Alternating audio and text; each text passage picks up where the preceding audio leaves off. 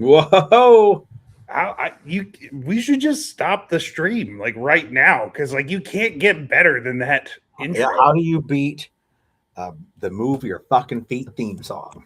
You can't. I mean, there's one theme song that gets very close, and that's the theme song for the Ride Along EMT School podcast, which was also AI generated. But I've received mixed reviews on that intro because it's a little more poppy. Mm, Certainly mm. doesn't hit as hard as Move Your Fucking Feet. Which I think has a distinct five-finger death punch vibe to It it. sure does. Oh, Adam Hall is with us. Hello, sir. It has been a minute. Several. Yeah, I think the last one was in January, so we skipped all of February. February doesn't count. There's It's no a short training. month. It's There's no easy. training that happens in February. No. Oh wait, there was training that happened in February. Was there?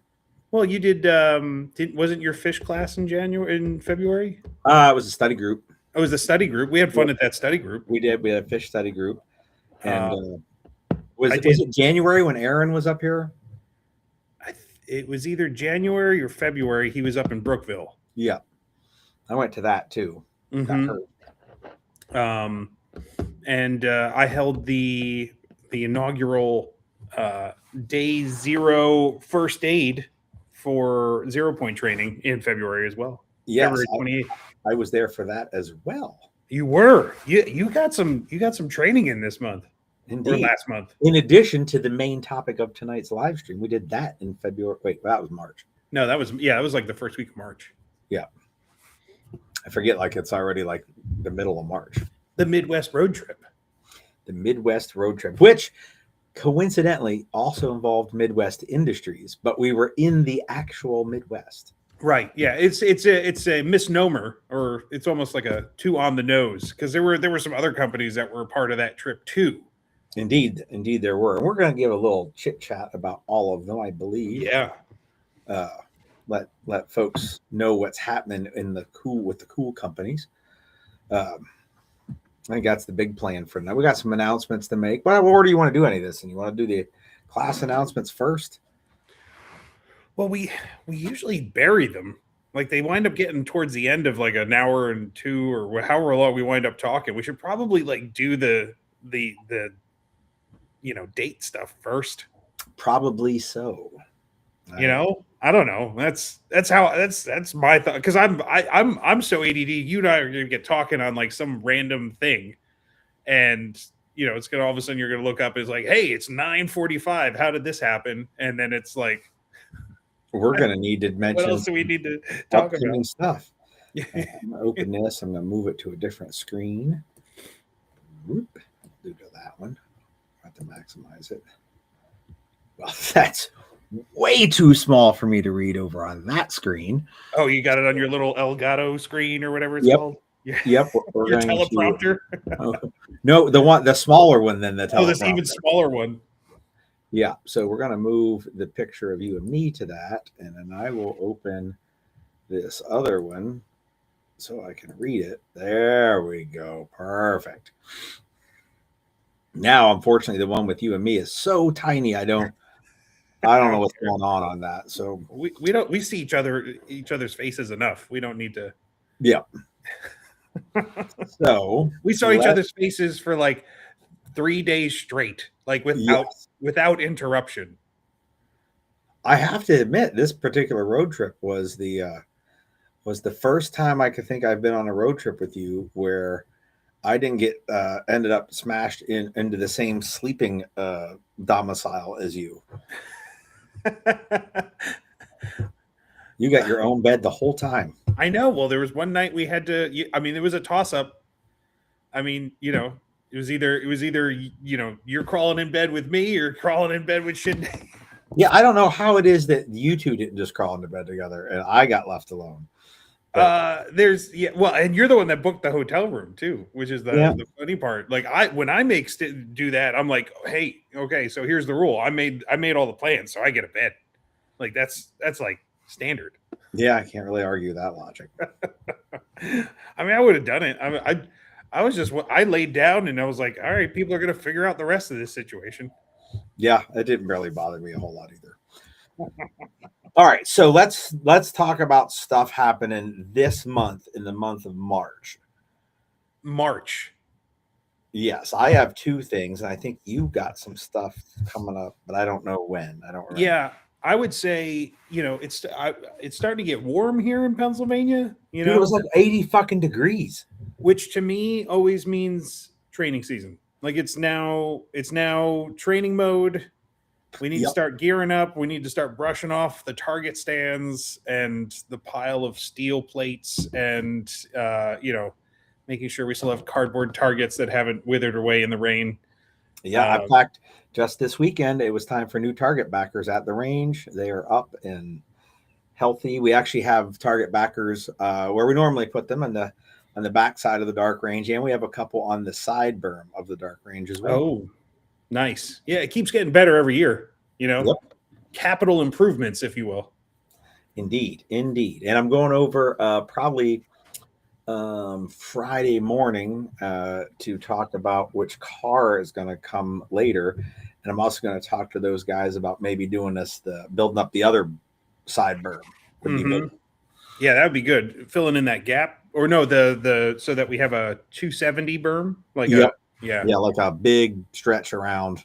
big old. I mean, we could almost have like a 330, but when we don't have anywhere to like sit, Yeah, there's nowhere for us to go. Because there is like it's down in the depression. We could probably shoot towards the back if we kept targets low, but that's. I mean, it's a lot of possibilities there. Yeah, there certainly are. So, all right, what we got coming up? I got shit at the end of March. You got anything before the 28th? Before the 28th, yes. So Good. my first thing, or our first, we work so closely together. Yeah. Like we're inseparable. Two peas in a pod, they say.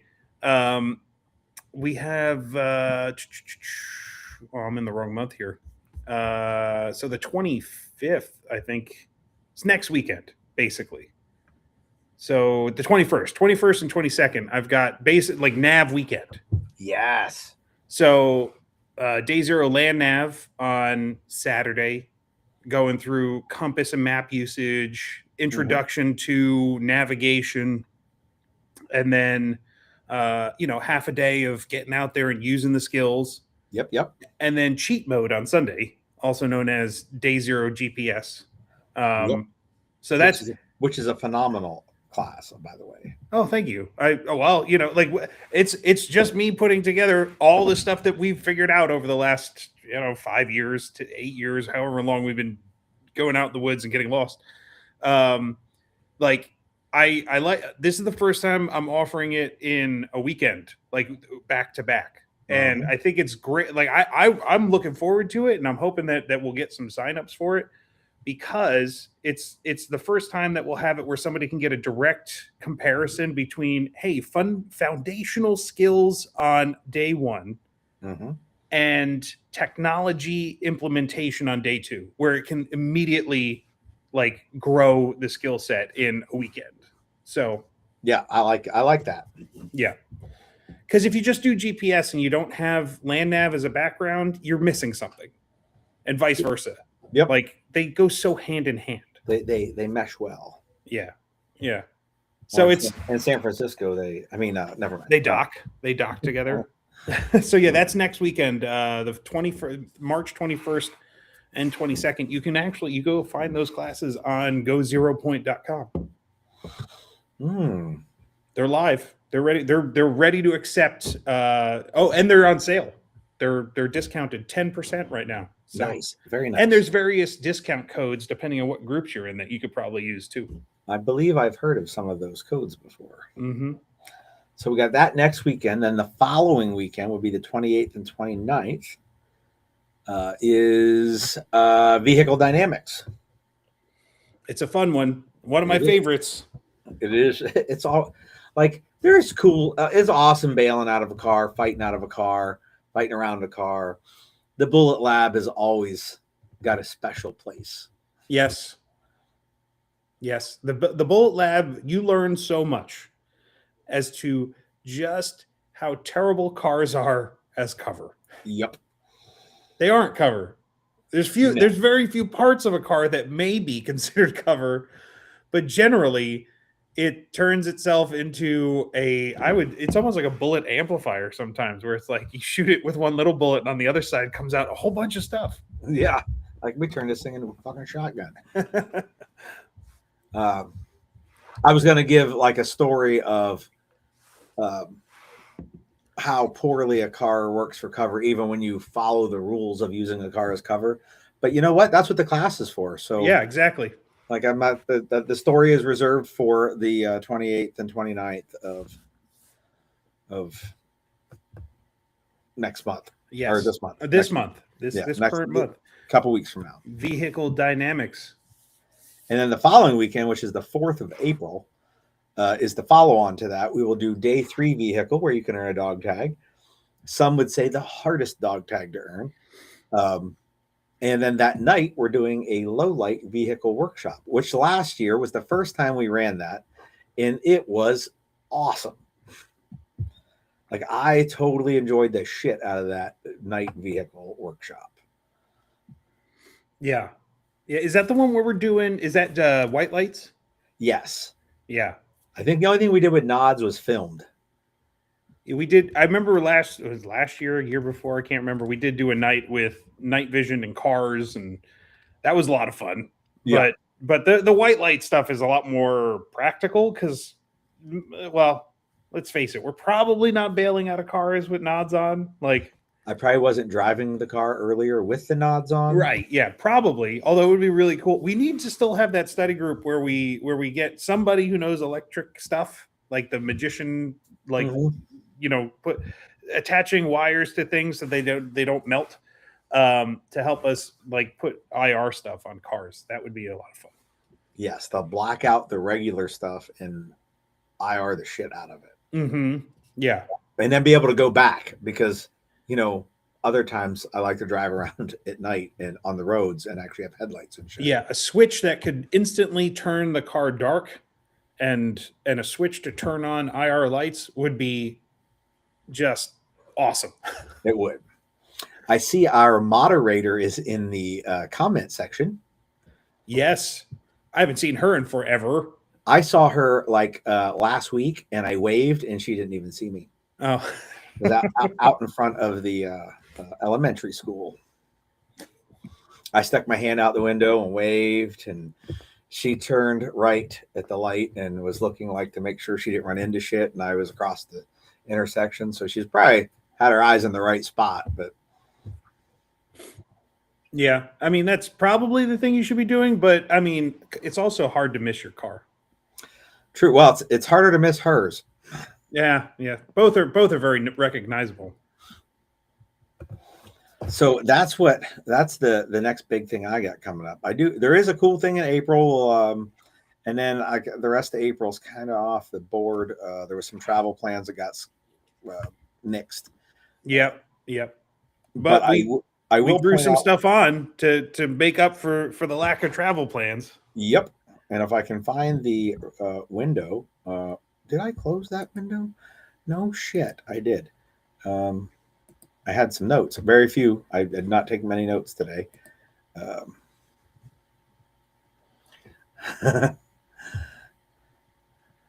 Crystal says she should have said, fuck them pedestrians. There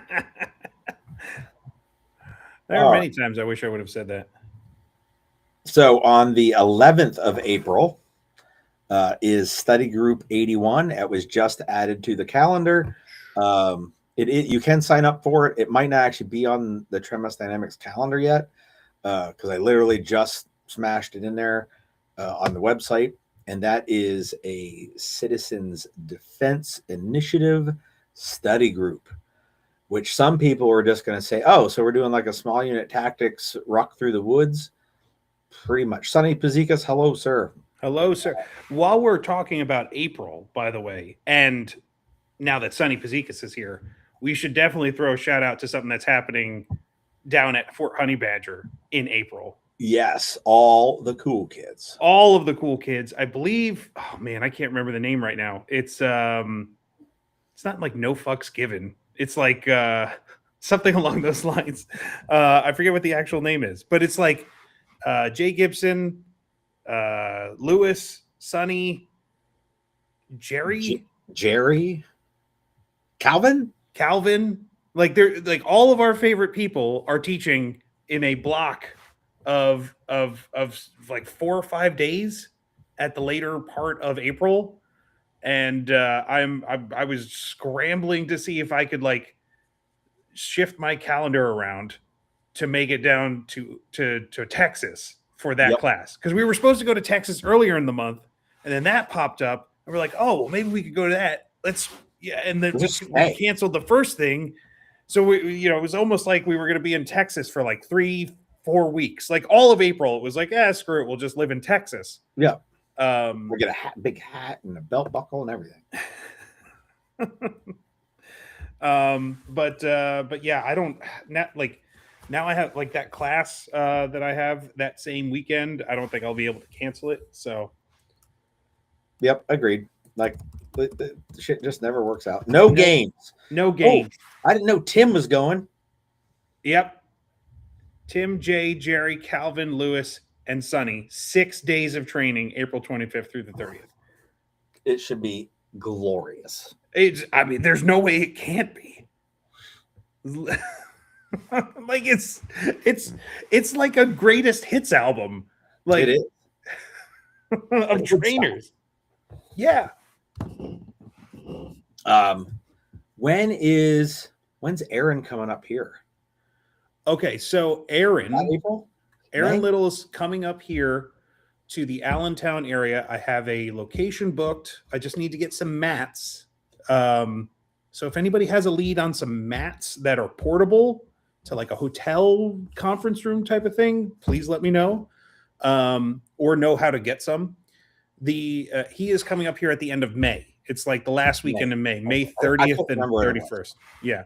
So he's coming up here with full contact gunfighting, fight to live parentheses full contact gunfighting. It's all about that transitional space of retaining the gun in a hand on hand type situation. It's great. We both took it. You broke your nose on my shoulder. That's one way to put it. I broke my rib on the ground. It had nothing to do with the class. It was just because we're idiots. I mean, really. Pretty much, yeah. Yeah. But at least when I hurt my rib, it wasn't all the way broken. It just gave me like a couple of days of intercostal uncomfortableness. Thoracic discomfort.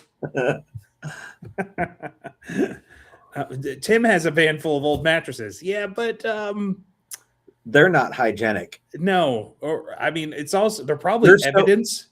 They're so not hygienic. If you burn them, it'll become a Superfund site. Yeah, like in Chernobyl, where they were really worried about like the cloud of nuclear dust that was coming from this already tragic situation. That's pretty much what would happen if you burned Tim's mattresses. Yes. You're better off just melting those into the ground somehow and just covering them with putting them in Chernobyl is the safest place for them. It's the only place where you can probably sterilize them. Let's put it but yeah, he's coming up end of May. Super excited about it. We need signups. Like if you are interested in any way, shape, or form, please, I implore you, if you listen to anything, like obviously Gary and I have great classes, but Aaron deserves it, like probably more than us. Way more than us. And he's just so good. Like he's one of the greatest people I've ever met. So like I really hope we can get enough people to sign up for that class. But yeah, that's super excited to see that. You know what? I'm going to do something. Uh-oh. I'm going to do a giveaway. Oh. I don't know what. Me neither, but I'll do a giveaway too. Only eligible to people that sign up for Aaron's class. Somebody from that class will win something. I don't know what, but it will be worth more than the value of the class. Oh. Wait a minute. How much does he charge for the class? I think it's Fuck it. I'll bite off more than I can chew. I'll make sure it's more valuable than the cost of the class. I like it. I'll chip in too. You gotta get you an entry into the raffle. And we'll give it away at the class. Yep. So somebody at that class while we're there will get something cool. I don't know. That'll get figured out sometime by the weekend. Because I have no idea what it's going to be. He's only charging $450 for it, by the way. It'll definitely be worth more than $450. Yeah. I mean, that's a steal. Like, for real. Like, it is. 2 days of training hands-on with Aaron. It is when it's full contact, that's for sure. But it is, you get your money's worth. It is full of activity. I don't know what word I'm looking for. You do not walk away going like, man, that could have been condensed into blank. Yeah. It's packed. Yeah. There's so much. That's what I'm actually trying to convince Aaron to like build up the area up here where he comes back on a semi-regular basis so that we can actually progress in hand-to-hand stuff, because it's not like the shooting stuff where you can practice like accuracy by yourself. Like you need a willing opponent to do sparring, and then somebody there to then tell you you're being stupid. Like, don't do that, Yes, like when you perform professional wrestling maneuvers during the final X, you need someone to be like, when did we go over that? Right, exactly. Yeah. And then look at you and go, why aren't you breathing? Yeah. Or when you're doing arm drags, you should really have somebody there to tell you, hey, when you arm drag somebody, you should arm drag them off their feet, not your face into their arm. Like, it's, we need that. We need that type of coaching. Without that third set of eyes watching, there's just no way to correct mistakes. Not well, anyway. I like Caleb's idea. Win a date night with Gary. Here's the thing. And because Caleb doesn't want to travel to take classes, and he just wants me to come to Texas, which I've been doing. But if he were to ever come here, while he's here, every night is date night with Gary. Like, people come up here for a class, they pretty much get like the 24 hours a day with Gary treatment. Oh, here's another thing I'm going to throw in to sweeten the pot, if you will, for Aaron's class, just because, this is what we're doing. There will be no range fee for that. I'm covering the range fee. Nice. Colt, man. Whatever we can do. Yeah. Whatever we can do to get Aaron there. So, and to make people sign up for that class. So it's $450 right now. There's not going to be a range fee tacked onto it. And you're going to win something cool. Maybe multiple things that are cool. Or multiple people will win things that are cool. Like, yeah, we could do 2 different prizes instead of 1 grand prize. Who the fuck knows? We're going to do something. We'll do something. Yeah. I'm going to throw a med kit in, at least. Look at that. Yeah. An IFAC from Iron Forge Consulting Group. Is there things in there to stop nosebleeds? There is a trauma dressing for sure. Because not the last time I took that class, the time before, I needed that. Yeah. When my dear friend broke my nose. Yep, he did. And he laughed about it. I laughed somewhat too. You seemed a little perturbed in the moment. It was painful. And for those out there that are keeping count, that was broken nose number 5. You don't look like you've had any more than 3. I can smell around corners. While we're talking about hosts as well, or hosting classes, got Tactical Response coming up in May. Yes. Sugarloaf, May 14th and May 14th, 15th is Fighting Pistol, and 16th, 17th is Advanced Fighting Pistol. Nice. So, I will probably. I know you're hosting, so you'll. Yeah, I will be there. Certainly on the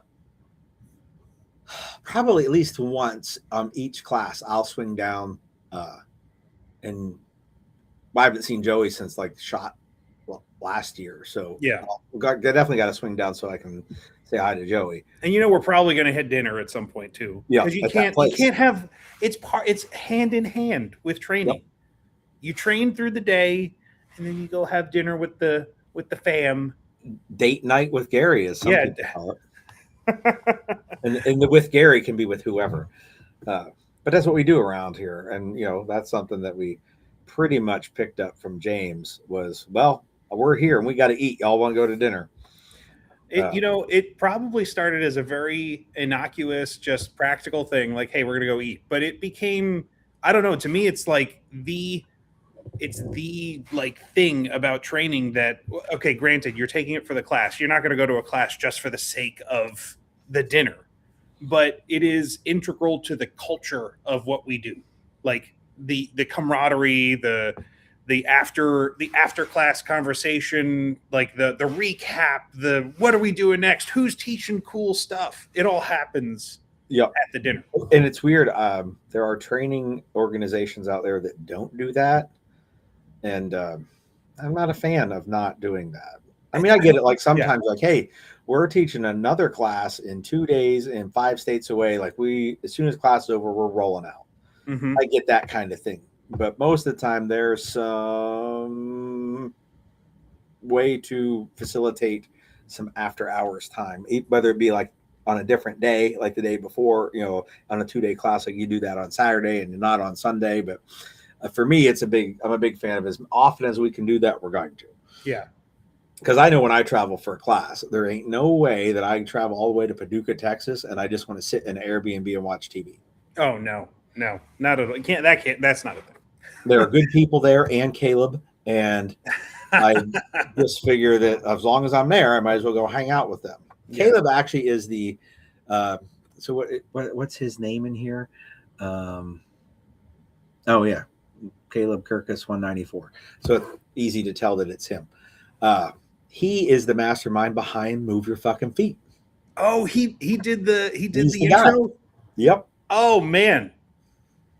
Well, that guy, yeah, he deserves kudos for that. Yeah, he did. He did. I Paducah Stan. Yes, I forgot I was calling it that, and it's very fitting. Adam asked if Joey and Tim are on their way back from there now. I don't know. However, I do know that if there's anybody listening from New Jersey or still in our area, I believe the weekend before that I'm hosting them here in Pennsylvania, they are doing Fighting Shotgun and I think Advanced Fighting Shotgun in New Jersey. Because apparently all you can have in New Jersey is shotguns. I've thrown that part out of my life. I'm not super current on the laws of New Jersey, but it's they're there too. I think it's a bit of a northern road trip for them through May. Makes sense. Good way to do that. Yeah.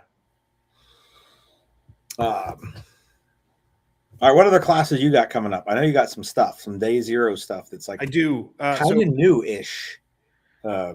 Yes. So I have so we talked about March. April, I have the critically acclaimed Day Zero radio class. Found a date that we could throw that on the calendar because I had 2 or 3 people reach out, which hopefully that day will work for them. They're like, hey, I want to get this in before Wolverine Warfare. I'd love to take this class before your other more advanced class, which I'll get to that in a second. But so April 18th, we unfortunately had to not do our trip to Texas, which opened up the day. Said, okay, I'll throw it on there. If there's people that'll take it, I'll run a Day Zero radio class. Yep. On April 18th.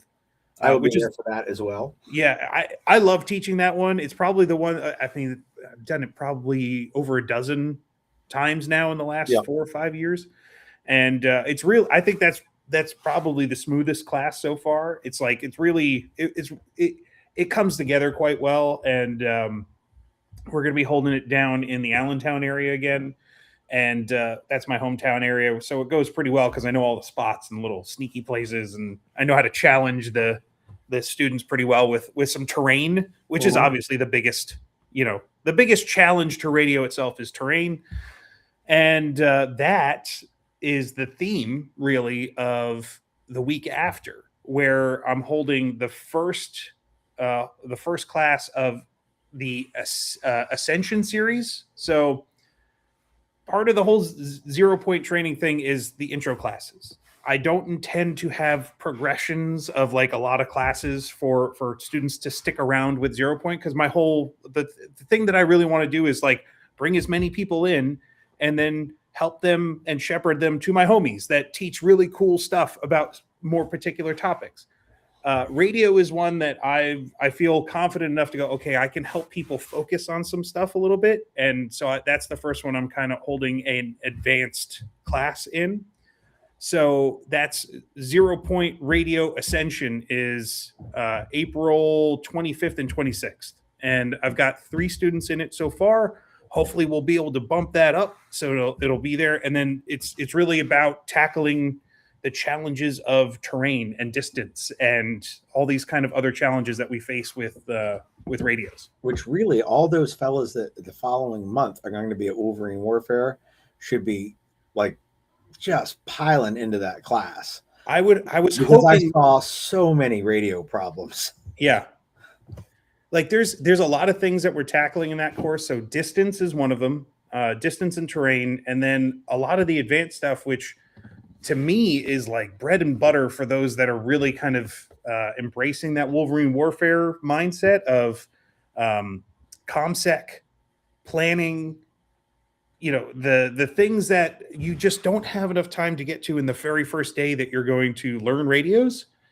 Okay, now we start figuring out how to plan with them to do more, to communicate with each other without other people knowing, to hide that from other people, to find other people using those things. So it's really, we're diving in 2 full days radio stuff, but field exercises to kind of solidify it. It's going to be a fun time. Hopefully all those guys, because I would not be surprised if we throw some challenges in Wolverine Warfare that would heavily benefit from knowing the knowledge of doing those types of things.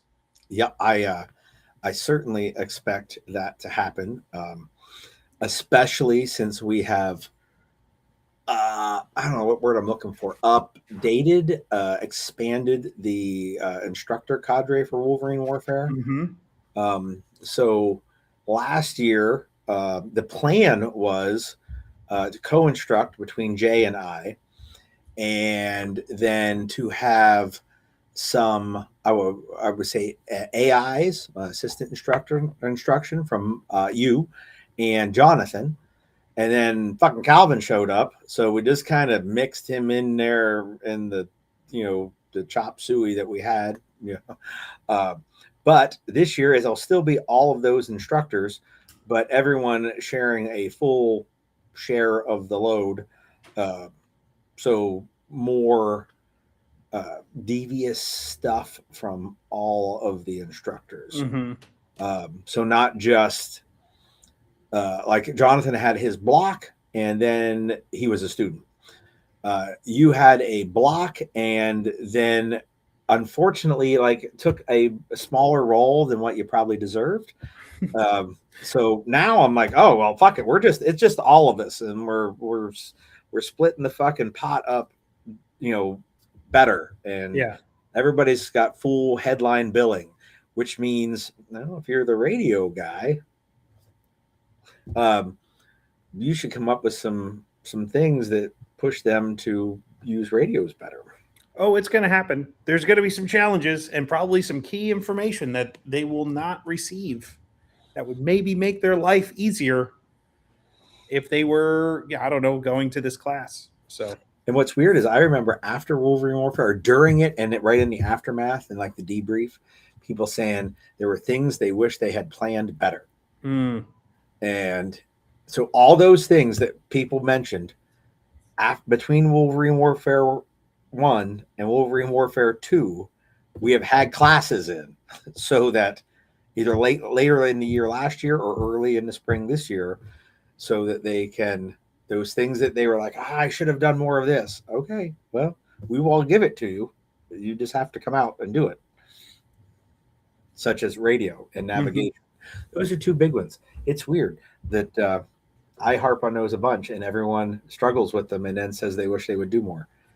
And there's a reason why I put them on the calendar, and like I had to like find a hole and like guard it and keep Gary from stealing the weekend. Be like, no, we're doing nav this weekend. Stop. And like, there's radio stuff here. Stop taking all the dates. We try to coordinate. That's usually me going, I'm going to squeeze in here before you fill up your entire calendar 18 months out, because Gary likes to do that. I think it's professional. I mean, hey, I'm not arguing with you. I'm trying to find some dates where it's not like we're splitting people apart. Yeah, I concur. Jay should try that once in a while too. Yeah, well, what he likes to do is go, hey, next weekend we're holding a class. Like, bro, we've been but there's a giant event with 200 people here. I can't come to your class, and you should have brought your people to my thing. I can't come to your giant muster like that. All of everybody that I know is coming to, because I'm holding a class out here in the same state. I love that guy. Yeah, me too.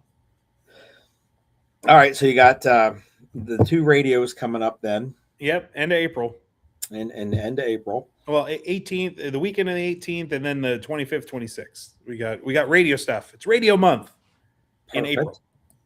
Did I put the calendar away? Oh, I did, of course. Oh, of course you did. I should be organized better, but I barely do live streams anymore, so I know. I forget what I'm doing. Class schedule upcoming. There we go. Now I got to scroll down to the correct year. April. That's nope. All right, and then we're into May. Which I'm running a Mainville class for my local club. So I don't even. I mean, it's for the locals at the club, so I don't necessarily make a big deal about it. But I think there's other shit happening in May, and I have left it all kind of open on my schedule, other than Wolverine Warfare. Yeah, well, that's the big one. That's the Mac Daddy. That's our crown jewel, right, for the year. Yep, it is the one. 4 days, the 22nd through the 25th of May, and those are 4 full fucking days. Like, they are not. 8 hours and we go out to eat and then go to the hotel. No, it is. We're gonna go out to the parking lot, and 4 days later you're gonna go get in your car and leave. Well, probably go get some pizza. Yes. Hopefully, if we get done in time. If. But you're gonna smell terrible. You're gonna stink up the restaurant because. Oh, we did. So they hated us. This time maybe we'll go to Mexican. Ooh, or the Chinese place. Chinese place is not bad. It's my favorite local Chinese restaurant. A Chinese buffet near a training location. It's a pretty good choice. Like that, or Mexican. Like you cannot go wrong with those two. And some dudes might be really hungry. Yeah, a buffet would suit them well. Yeah, last year we had people trying to sneak food. Yes, guys, like, I'm going to tape Slim Jims to my ass crack. I'm gonna sew secret pockets in my pants. There was somebody who said they were gonna sew secret pockets in their pants. I don't. Well, and then maybe they did, and we didn't. We never caught them. You know what? I wasn't looking for those secret pockets in anyone's pants. No, not at all. I didn't even have to do anything devious to make those guys uncomfortable. They did it to themselves relatively easily. Yeah. Kind of stole some of my fun by just performing at a level that left them miserable. Like, I didn't even get to make you miserable. This is not fair to me. All right, so that's what we got that coming up. Yeah, so that's pretty much April and May. That's probably covers the things we needed to chit chat about. With all the citizens defense classes, are workshops are in there for in the fall. Um, it's already like 8:40. I think we should probably talk about the road trip and not get into the Oh citizen yeah, defense sure. classes. Oh, you know what? There is one person that we should shout out before we stop talking about classes, because we need people to sign up for this too. Zach Bush's active shooter class. Active shooter in, was that July? July. I mean, we're giving people plenty of time. Like, we're gonna keep warning everybody about this. Like, this is the class. Like 11th and 12th of July. Zach's coming out to Mount Carmel, right? Yep.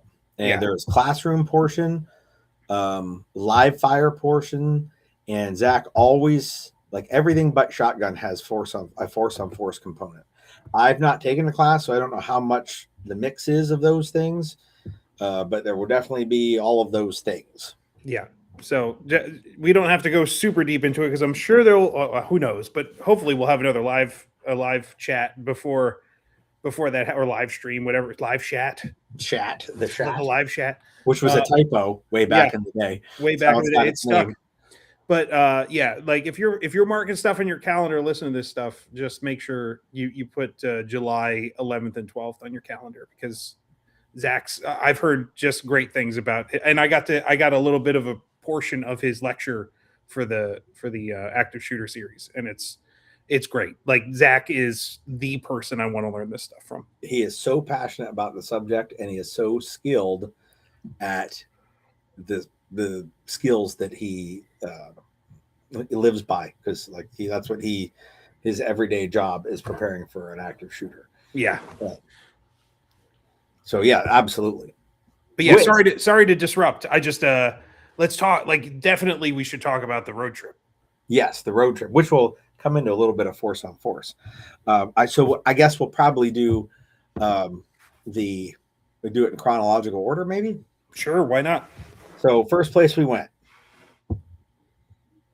Oh, I took the the sign hotel down because I put it in the shop. First place we went to was a barbecue restaurant with Pete from Midwest Industries. He took us to a barbecue place. That was good. It was good. And Pete's a great dude. I love talking to him. And you know what we don't really talk about is like guns. Yeah. Like we didn't hunting sometimes. It's hunting, and sometimes gun stuff comes up and like, hey, have you seen this thing out in the nope, I have not. Or I have, and they suck. Because that's what I thought too. But for the most part, he's just a great dude to talk to, and guns just happen to be the thing that introduced us, not the thing that keeps us to be pals. Mm-hmm. But we did head over there in the morning, the following morning. He wasn't even there when we got there. No, he's a lazy guy. He gets in there late. He also closes the place. So that too. Troy was there, and we hung out with Troy for a bit. Yeah. And, managed to squeeze a minute or two in with Tyler. Mm-hmm. I saw Sean. Didn't really get a chance to talk to him. He's their armor dude that builds all the Tremis signature rifles. And we talked to Lindsay. She didn't want to be on camera. No, she did not. Oh, Pete tried getting her to do a video with me, because I do have plans to put out a video this year, hopefully soon. I'm currently waiting on some coordination with a LGS, a local gun store, to work out the full story of how to buy a rifle online. Like, I want to help guide people in the right direction. Yeah. And Midwest Industries was the right people to talk to about that. So yeah, I thought I was there for the filming, so I was like, "Yep, this is gonna be good stuff." I watched it. I would say I was the cameraman because I was behind the camera, but I never touched a piece of equipment. Yeah. So I guess that made me like the director. Yeah, I didn't direct anything either. So you were the DP, the best boy grip. I don't know what that is, but it always sounded gay. So we checked out some new stuff that they have. The Mark II series of mounts look awesome. Mm-hmm. Super modern looking. Like they made them not only just obviously they function well, they're Midwest Industries, but like they have a lot of those chamfers and like lightning cuts in them and stuff, Yep. so that they kind of Without have being like holes that go all the way through. And yeah, make they're not like a seam. skeletonized, but they Yeah, are that's right. lightened. Yeah, well, I think it called them like pocket cuts or something. Yeah. And then like on their scope mounts, they did all the top mounted red dots and diving boards and Yep. risers for lasers and stuff, like all those kind of things. You can put your giant scope and then your super crazy rangefinder laser that zeroes your gun for you, or Yep. makes your holdovers for you on the same thing. The technology now is crazy. And then they got a new rail, and they built a rifle around the rail. It's the HD rail. That thing's beefy, man. Like that thing is built like a brick shit house. It is. And then I can't remember what the rifle's called, because I didn't prepare notes for tonight's live stream, but it's got like a name to it. But I believe it's HD, isn't it? Is the whole rifle on HD? HD combat rifle. I'm gonna look it up. So yeah, okay, good. One of us needs to. But it's got a Criterion barrel, a rifle speed adjustable gas block system in it, the new rail, typical Midwest quality, everything else. Oh, they have an upgraded bolt carrier in it with like sand cuts and the rails of the carrier. And then the standard furniture we all come to expect, Magpul grip, Magpul stock, that kind of thing. Of course, it's not listed on their website, like the actual. I'm pretty sure it's the HD combat gun. Is it? Combat HD. There we go. Yeah, Combat HD rifles or pistols. They have them both. Yep. We saw them there. They're pretty cool, and they're doing some right now in Cerakote.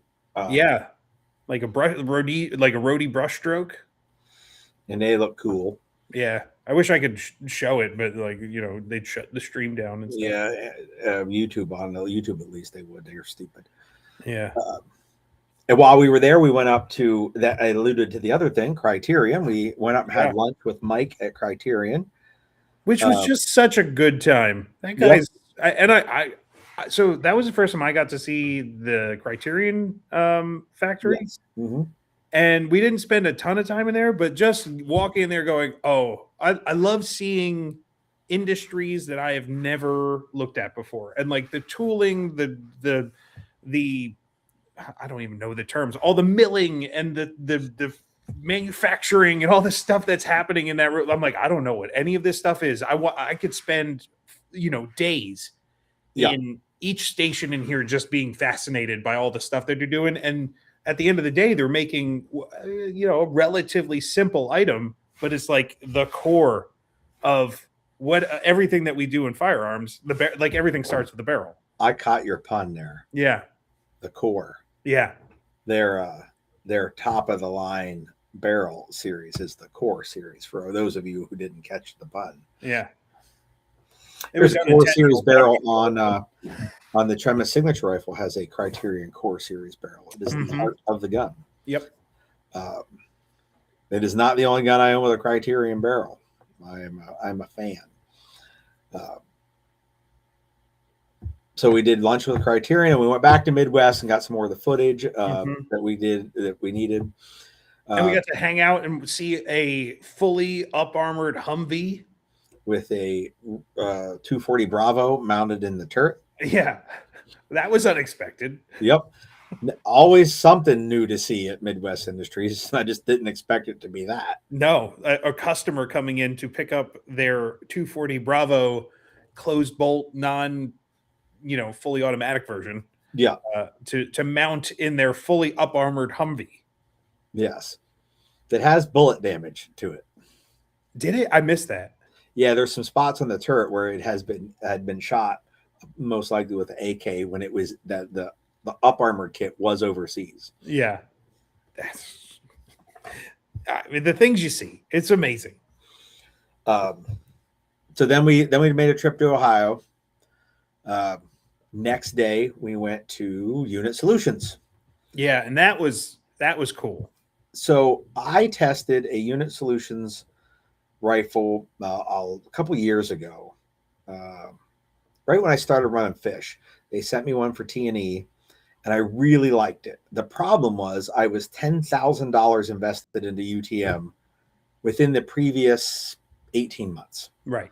Like I had no way to start changing over, even though the gun performed everything I more than I would have expected.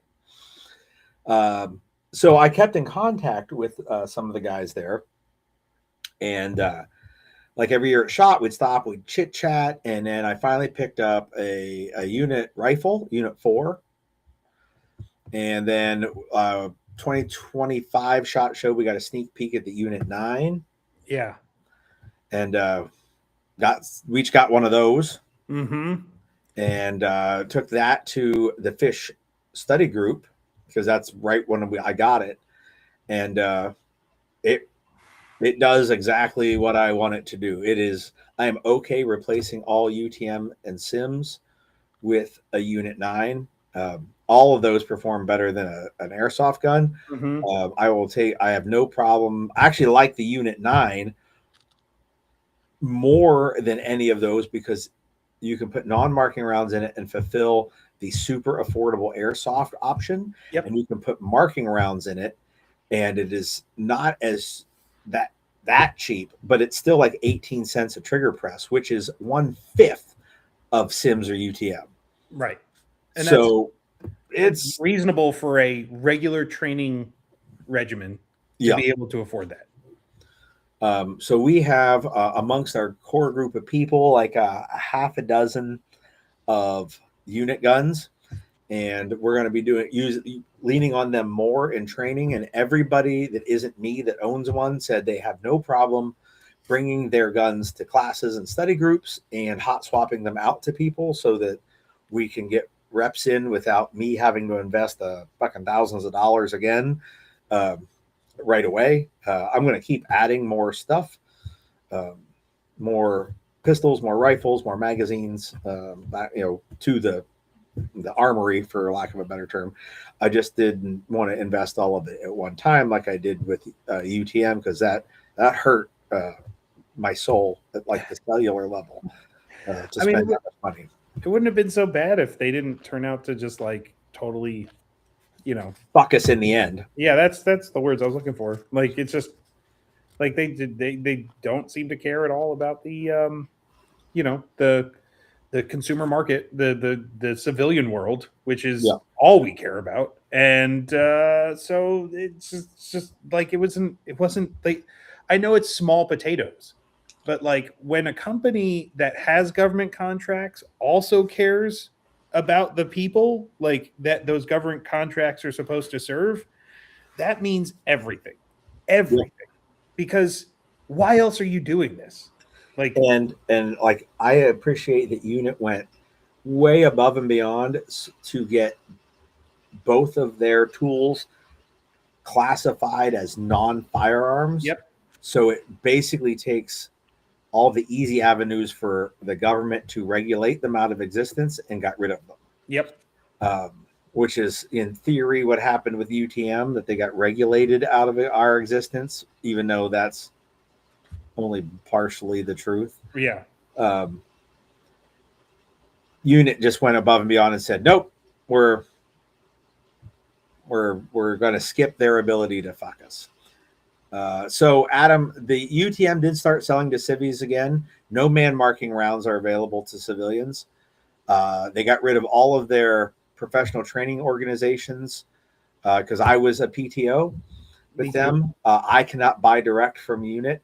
There's only one dealer, and I want to say it's in Tennessee, but it might be Kentucky. And there's no like dealer price, and they won't support me at all. And they will not sell man marking rounds to anyone. They only sell the target rounds. And the target rifle rounds are high enough velocity you shouldn't shoot people with them. They're meant only for cardboard. there's a low velocity man marking round, and that's not for sale to us. So they're really limiting the ability to do force on force. They are have dipped their toe back into the ability to do like force on paper. Um, but unit just takes care of that. And speaking of unit, as you can see behind me, these are cases of ammo. Which is available, and we ordered within the last week and got it. Yep. So way better than UTM. They actually have a subscription where you can get like uh, every 3 months they just restock you. Oh yeah. And so I set up a subscription. I did it. So every 3 months I get 1,200 rounds. But then 1 month later, I started a second subscription. So that you can get a higher rate. And 1 month after that, I started another one. So I ended up getting a monthly subscription, even though they don't offer one. They only offer 3 monthly or quarterly. I guess in their mind, they're like, nobody's going to shoot 1,200 rounds a month. That's not true. We'll see. Totally not true. Either that or you're going to have a room full of ammo. I did go buy some more ammo cans. Because all that shit's getting broken down out of boxes tomorrow. It came today. I just stacked it up for the Liveshat. This isn't even where I would normally put the ammo, but I thought it was a good backdrop. Yeah, and they're super convenient too. Like, everything like they're smart with how they're approaching it to make it more affordable for people. It adds a little bit more work to be able to break the magazine apart, put new rounds and CO2 cartridges in it, but it saves you some money in the long run. Or they have like pre-packs that you can that have it all set within there, so you don't have to really do anything. Although that's for the ballers out there, the ones that are just like, I just don't have time. I don't have any time to put 30 rounds of airsoft pellets into a. When they first came out with the rifle, they did not have the reloading station. Yeah. So you just bought the pre-packed T-packs, and you break the little orange tab off, fire it up, stick it in the gun, and go. I still have some of those, and but once they started selling the reloadable ones, that's what I've been using. So I saved the pre-packed ones for, well, if we have a quick turnaround and like somebody's waiting to load magazines, we can bust them out and here, take these pre-packed ones, and while you guys are running, I'll fill up some more magazines. Yeah. I'm also gonna. I meant to order when I put my last order and I forgot. I have one of the loading stations. I think I want to get 2 more of the loading stations so that I can be like, here, you reload some magazines and you're going to use them. You load some magazines because the loading station's like $25 or something like that. And it holds the mag in place and it's got all the parts to make it easy to reload them. But I forgot. Damn it. I literally just now remembered I meant to order some more reloading stations. Actually, my favorite thing about that trip was the fact that they were able to squeeze us into that kind of like armorer's session that they had with us, just so that like, man, it is so much easier to diagnose. And like a lot of we'll never memorize the entirety of how to take those guns apart, right? But at least seeing someone do it for the first time and like, okay, this is the thing, like it makes it so much easier when you're trying to diagnose or just fix, some sort of malfunction or like a small broken, like, O-ring or something along those lines, where it's like, okay, and then the fact that they went through us and gave us some tips on maintenance schedules and preventative maintenance is like, these are lubricants we're using. This is where we're applying them. This is how often we're applying them. Like that was all pretty stellar. Yeah. And I got a whole box of spare parts, spare rifle parts. Yeah. That they gave me for, hey, if you're at class and you need to get a gun back up, there you go. Yeah. They were excellent. They were great. They gave me those gratis. Like, I'm not saying they'll give everyone a pile of spare parts, but they are looking out for thermodynamic students to the point they made sure I had spare parts to keep guns working for class. Yeah. And they're just such huge proponents of training. Like that really drove them. Like, it's not an airsoft company that then is trying to market to trainers. It's a training tool that I would be very surprised if it doesn't grow into more recreational markets. But we heard stories of places like bars doing them, like, as like a recreational thing while, you could shoot targets while you're at the bar, like axe throwing type thing. Yeah, I was like, that's awesome. I would do But that. yeah, I would do that in a heartbeat. But the fact that they were so solely focused on like, no, this is a tool. This is And they a walked us through a bunch of, this is how we started it, and these are changes we've made along the way to make it better.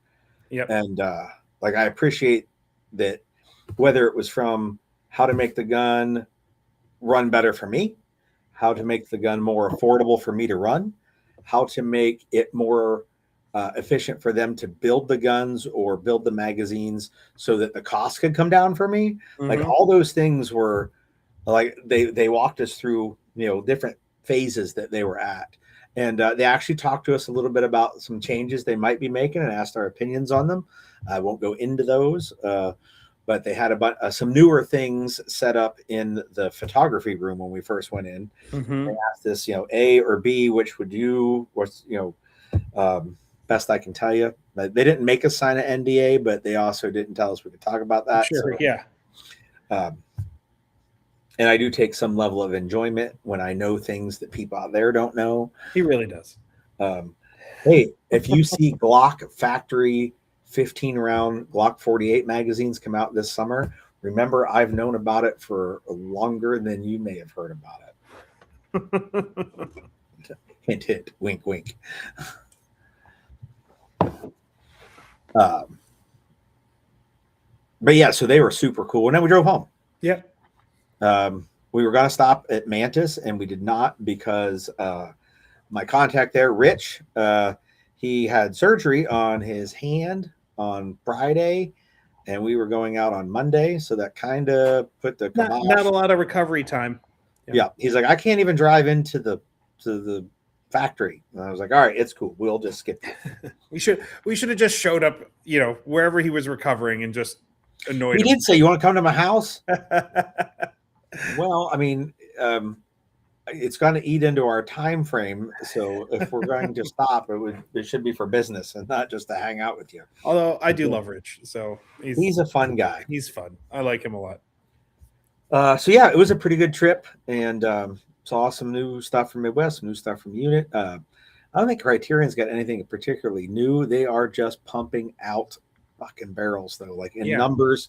I'm not going to say the numbers because I don't know how public that information is, but they told us, and wow, yeah, a lot more barrels coming out of that factory than I thought there were.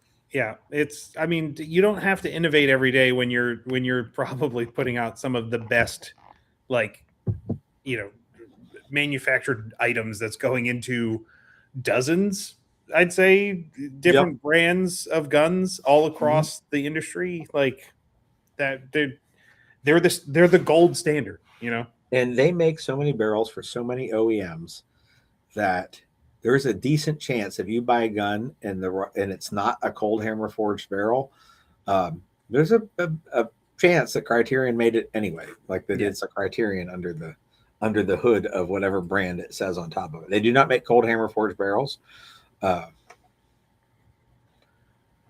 Tell Rich to quit bullshitting on the AK.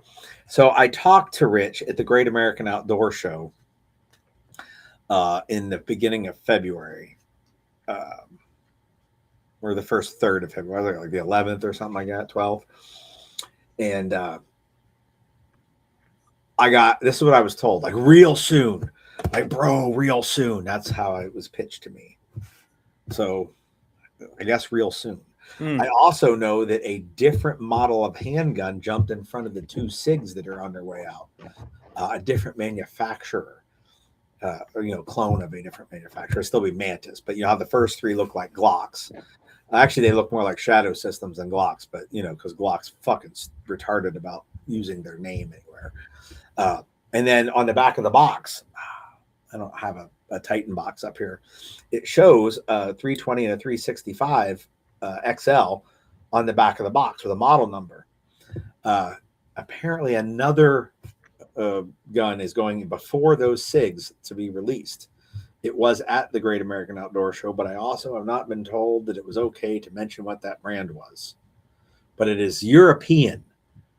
It is of a European brand.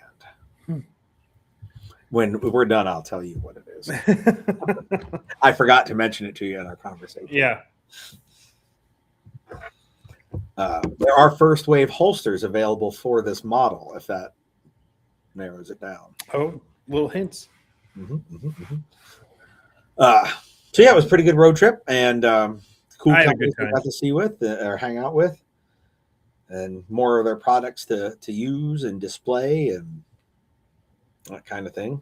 Yeah, stuff that we'll be really getting into the next 12 months as we get into training season. Yes, yes. Getting to show everybody our cool toys that that make training easier. Well, I did say we were going to skip this part of training, talking about training, but I think it is relevant because there is a segment I have to do. I also need to open up the right window so that I can click the link, but it ties into the Citizens Defense Initiative workshops that are starting in September, because there's a bunch of other training up until then. So September is starting this series of workshops. It is going to run an awful long time, multiple years of these workshops. But I always do a book of the week when we're here.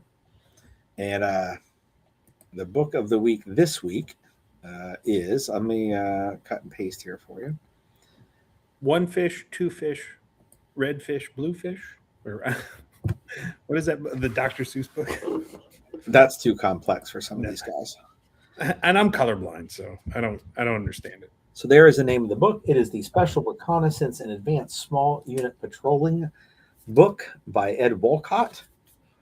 I will give you the link that if you buy it, I will make a tiny little bit of money. Copy URL. Depending how you buy it, I'll make more because it's like 1% or something like that. Oh. Here, I'll get back up in the screen so you know what it looks like. With no glare. It's got a matte book cover on it, so it didn't glare a whole lot. Did I put the link up there? Yes. All right, so there is the Amazon link for it. I'm going to try to click the Amazon link so I can tell you the price. It is, I can't see that window up there. I'm going to drag it over here. So if you buy it in a Kindle, it's $4. Kindle version's $4. There's an audiobook. If you get a technical manual and an audiobook, you're probably super weird. Paperback, starts at $25. They have some used and new ones. Hardcover, like this guy, $90. I promise you, I did not pay $90 for this book. But that's what the hardback covers currently. But it is a very thorough book. Oh, look, it's open to a page on linear ambushes. Wonder why that is. That is our book of the week, and that book does tie into a lot of the things that we will be doing in the Citizens Defense Initiative classes starting in the fall. Those will be very cool. We need, I got a request today from a fella who has operated some, was it Raven drones in the Army when he was in Northern Africa last year, that said, hey, when are you guys doing a drone CD class? And I said, I got a drone guy. And he was like, great. When was the class coming? I said, well, we might want to pick your brains for it. And he was like, okay. That's Vic over there at Susquehanna Valley. Oh, yeah. I mean, like, I certainly would love to pick their brains because I'm the drone guy. And while I do have plans for a day zero drones class, it is more general focused, or not focused, but generally minded, because it's what are they capable of? What are the limitations? What are they? What do you need to know about drones if you want to get into them? Now, we got a fucking expert drone person in our circle of influence. Yes. I also know that he knows so much about drones that he has certainly signed enough non-disclosure agreements that the That he things can't tell us about he drones. can't tell us the coolest shit. Yeah.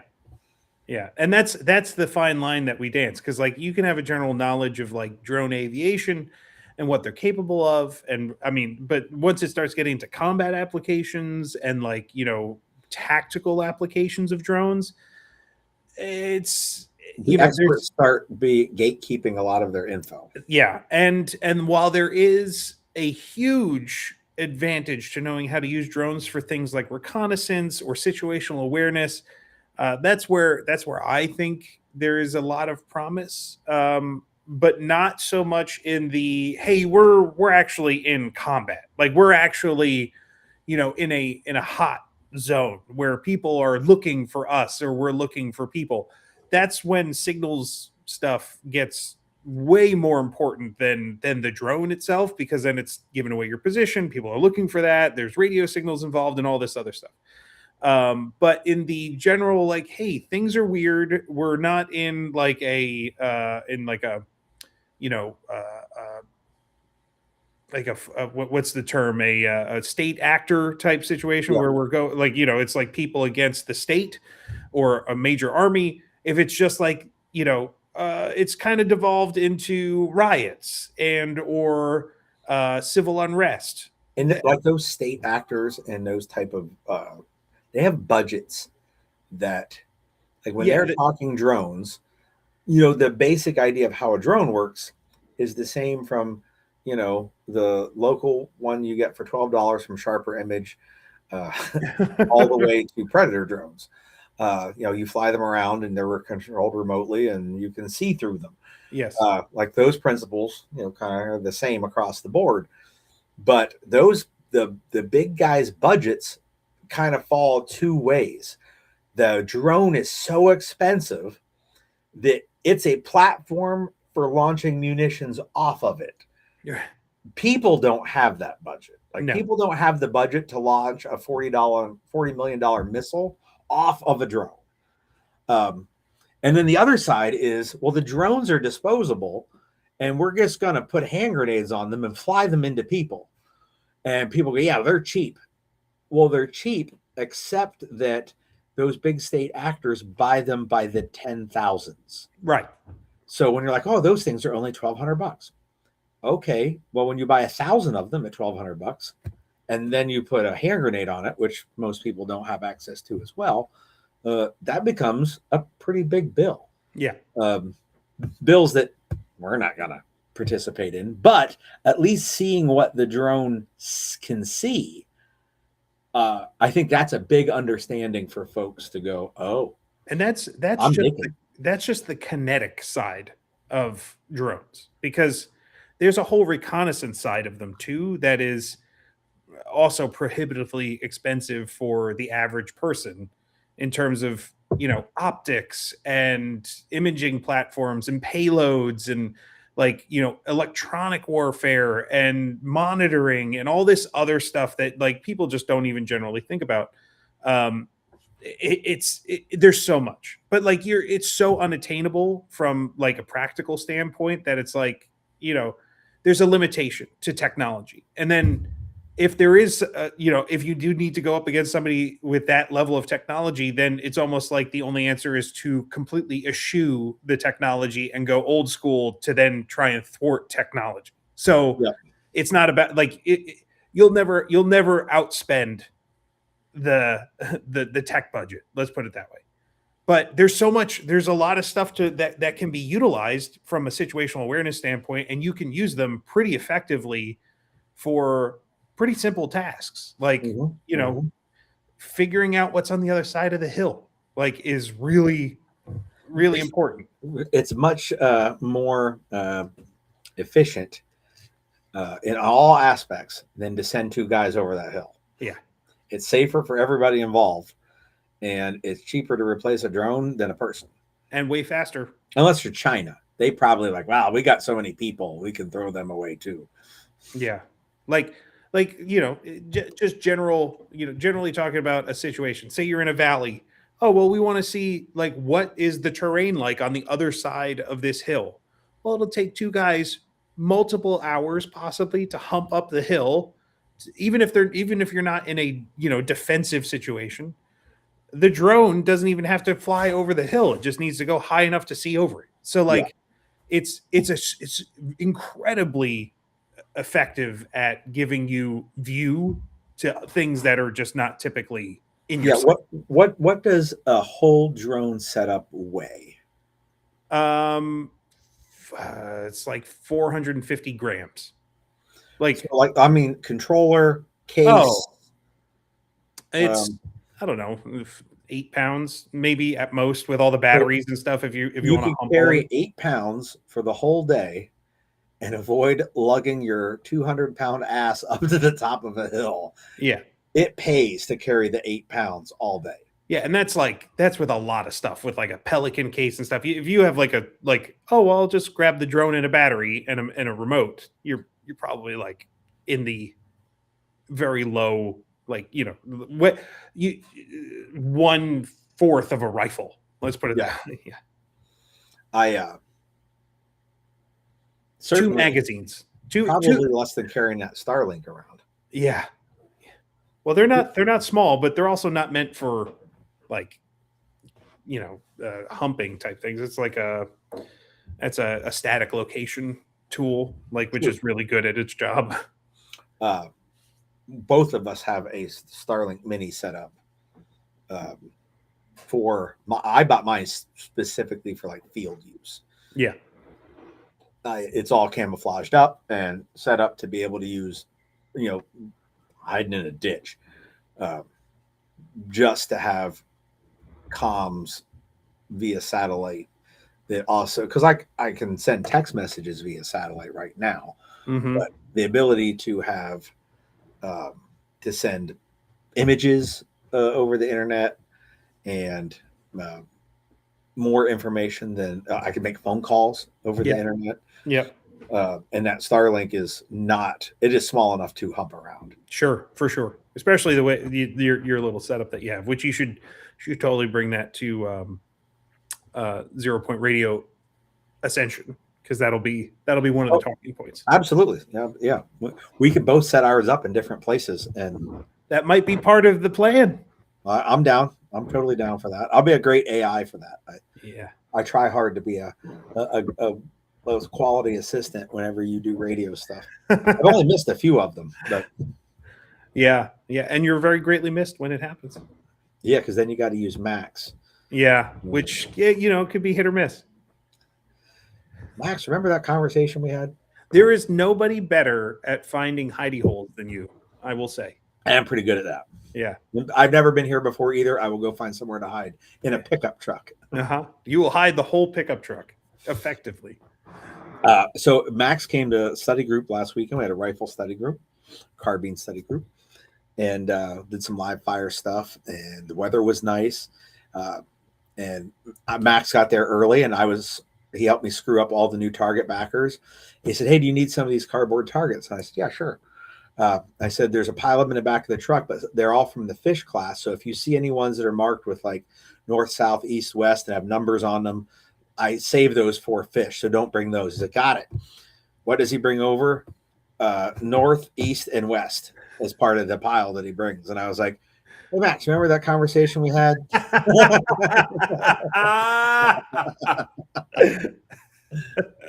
I thought it was awesome. And it rolled off of him like water in a duck's back. Yeah, he does it. He just doesn't care. I love it. He looked at me like, "You get him yourself then." Yeah. Oh, okay. I'll bring him back. He's great. We're going to do a Citizens Defense comms package. Yes. That's going to happen too. I think it's currently earmarked for January, right? Of next year. I think so, something like that, because you have some comms things now. Yeah. So, and we don't have a lot of free time in the schedule, so it's gonna happen. Like I said, the CD thing's going to be a long, ongoing thing. But like when you come to a Citizens Defense workshop, maybe even a study group, we'll see, because I got one of those coming up soon. Let's try to like drum up some interest for the workshops. We got patches and some stickers with the CD logo on them. Mm-hmm. And we're probably going to do like maybe a spot where if you've come to those classes, you could get like a cool T-shirt, like behind like a private link, Yeah. like we did with the Wolverine Warfare shirts, and try to make it a little more enticing to be part of. Because mostly those classes they'll complement each other so well that I don't want people to just come to one. I want them to come to all of them. Mm-hmm. On our end, it makes it easier because we don't have to squeeze 10 things into a 2-day class. Right. We can take, or like, well, today we're going to talk about ambushes. So we get to spend the whole day working on how to set up an ambush instead of just a block of that in a multi-day class, which is also why they're super fucking cheap. Yeah. I've had a lot of people tell me I'm retarded for doing them for $100. But I want people to come to a bunch of them. Like, I want more good people trained out there. So that was my way of trying to trick y'all into coming to shit. Mm-hmm. I might make a package deal. Oh, Like, what if it 4 classes would be $400. So do like, you could buy up front like a 4-pack for $300 or something. Mm-hmm. Say like buy 3, get 1 free. Again, just because I want people to come to more of them. Why not?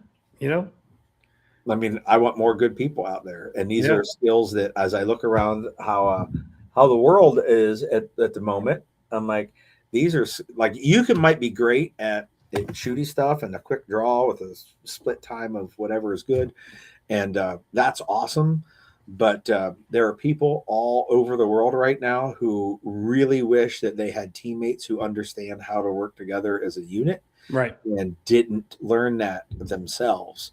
So rather than us all be caught off guard like that, I would rather get those skills into people's hands so that if it gets ugly here, like it's getting ugly in other places, people don't have to learn it on the fly. Mm-hmm. Mm-hmm. And if those people are going to be more good guys for me to rely on, I can't train them after it starts, but I can train them ahead of time. So we make it cheap, and we get them to come to a bunch of stuff, and we get a bunch of good skilled dudes out there. It's really what I wanted to teach too. Yeah. So like, that's kind of how I do things. Like, what do I want to do? Yeah, exactly.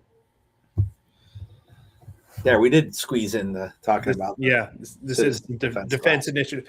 By the way, if you are this deep into the live stream and you're still listening and you are interested in finding all of those, and like, man, I can't keep track of when all these citizen defense initiative classes are happening compared to all the other trainers that I like, you should probably go check out bulletin.net. Probably should have mentioned that way earlier in the podcast. Probably so. So, just a quick note, we are current, like we have built in some technology that is automatically pulling updates from a select group of trainers right now: Tremis Dynamics, ShivWorks, Tactical Response, 0 Point Training, and a few others. Combat Art Training's on there too. There's Sonny. Well, okay, so Sonny's up there. He's current. However, his website blocked me. Blocked the it implemented a CAPTCHA because I think it was recognizing that it was being accessed a bunch. It's a technology thing that I have to see if I can overcome. However, we're working through all that type of stuff. So, but all of Sonny's classes are currently up there. On-site firearms training. There's a bunch. We've got like 290, I think, events currently listed on bulletin.net. So nice. You should, and it shows them all when they're happening, and you can, filter them all. And it's growing. Like I don't talk about it enough anymore because I got so many other irons in the fire. But really, at its core, Bulletin is like a really good resource that is just. I'm still working on it. It's still getting to the point where it's becoming a really usable tool for people. So you should go check it out. You should, like, it's got a lot of classes on there. Indeed it does. Awesome. Yeah. Like, I think we covered everything we wanted to talk about. That was everything. Let's pop Um, smoke, man. My feet are cold and I'm ready to go to bed. I'm fucking dying up here. Of course, you're downstairs. I'm up Yeah. here. Yeah, I'm in the dungeon, and the concrete floor is very cold, and I forgot to put Crocs on before I came down. I'm in the penthouse. Would it be funny if we were doing this from the same building? Yeah, we're just literally 30 feet above each other. Um, before we go, I mentioned we went to Midwest Industries. That's Tremis for 10% off, and we went to Unit Solutions. That is also Tremis for 10% off.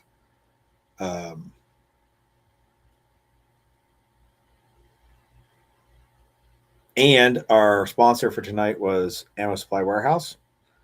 Tremis 10 for 10% off or $10 off any order over $100. Mm-hmm. There's another one out there though.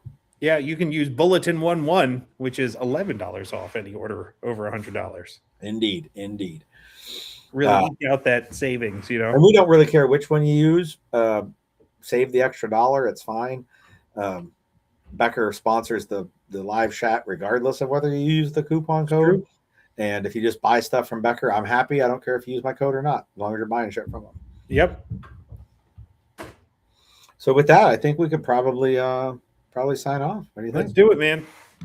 All right, everybody out there, take it easy, and we'll see you the next time we see you. Can't promise you when that's going to be.